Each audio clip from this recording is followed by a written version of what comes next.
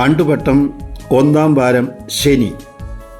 തിരുവചനം: അവൻ കടന്നു പോയപ്പോൾ ഹൽപ്പയുടെ പുത്രനായ ലേവി ചുങ്കസ്ഥലത്തിരിക്കുന്നത് കണ്ട് അവനോട് പറഞ്ഞു, എന്നെ അനുഗമിക്കുക. അവൻ എഴുന്നേറ്റ് യേശുവിനെ അനുഗമിച്ചു. മർക്കോസിൻ്റെ സുവിശേഷം 2:14. ദൈവം നൽകിയ വലിയ ഒരു അനുഗ്രഹമാണ് കാഴ്ചശക്തി. നാം മറ്റുള്ളവരെ ബാഹ്യരൂപത്തിൽ കാണുന്നതോടൊപ്പം നാം മറ്റുള്ളവരുടെ ഉള്ളു കാണുന്നു.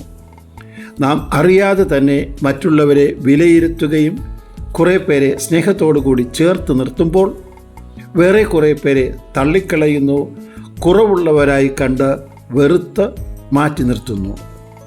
എല്ലാവരെയും സ്നേഹിക്കുന്ന യേശുവിൻ്റെ കാഴ്ചപ്പാട് വളരെ വ്യത്യസ്തമാണ്.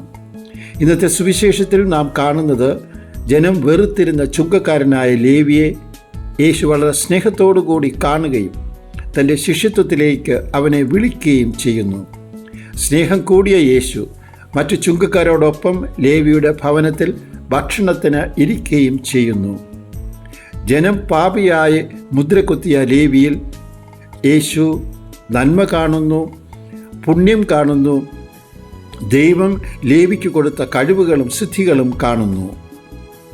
ജനം ലേവിയുടെ ചുങ്കം പിരിച്ച കൈകൾ കണ്ടപ്പോൾ യേശു ലേവിയുടെ സുവിശേഷം എഴുതാനുള്ള കൈകളാണ് കാണുന്നത്.